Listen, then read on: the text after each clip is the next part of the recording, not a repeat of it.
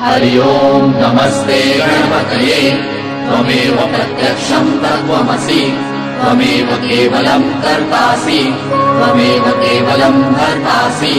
त्वमेव केवलम् हर्तासि त्वमेव सर्वम् खल्विदम् ब्रह्मासि त्वम् साक्षादात्मासि नित्यम् ऋतम् वच्मि सत्यम् वच्मि अवत्वम् माम् अववक्तारम् अवश्रोतारम् अवदातारम् अवधातारम् अवानुजानवशिष्यम् अवपश्चात्तात्